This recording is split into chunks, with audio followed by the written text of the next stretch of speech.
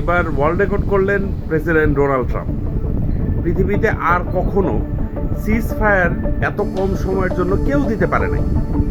উনি গত রাতে সিজ ফায়ার দিয়েছিলেন আপনার ইরান এবং ইসরায়েলের মধ্যেখানে। ফাইনালি ইরান এবং ইসরায়েলের মধ্যেখানে সিজ ফায়ার তারা দুজনে মেনে নেয়। সিজ ফায়ারের মাত্র 11 মিনিটের মাথায় ইসরায়েল ইরানের উপরে অ্যাটাক করে এবং ডোনাল্ড ট্রাম্প এতে ভীষণ ক্ষিপ্ত। Israel, as soon as we made the deal, they came out and they dropped a load of bombs, the likes of which I've never seen before. The biggest load that we've seen. I'm not happy with Israel.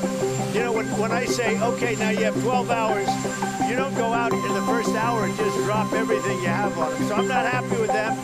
I'm not happy with Iran either. এখন ক্ষিপ্ত হওয়ার কারণটা হচ্ছে Donald Trump is recently running for Nobel peace prize to be exact.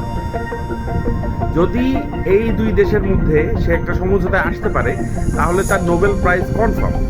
Already Pakistan Donald ট্রাম্পকে nominate করেছে Nobel প্রাইজের জন্য।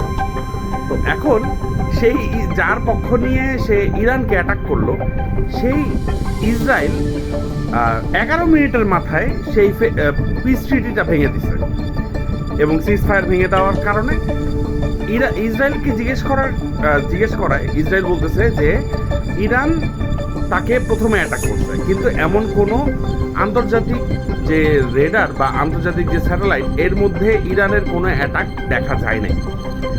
কিন্তু ইসরায়েলের সবচেয়ে বড় লোড, সবচেয়ে বড় কালেকশন অফ মিসাইলস এই ড্রপ করতে দেখা গেছে। তো মূল কথা হচ্ছে যে এত কম সময়ের মধ্যে কোনো প্রেসিডেন্টের সিজ ফায়ার কেউ ডিনাই করছে এটা দেখা যায়নি। This is the first time. তো ওয়ার্ল্ড রেকর্ড করলেও mister Donald Trump, congratulation mister Donald Trump. Hoping for the best. Benazir Ahmed signing off. Piece.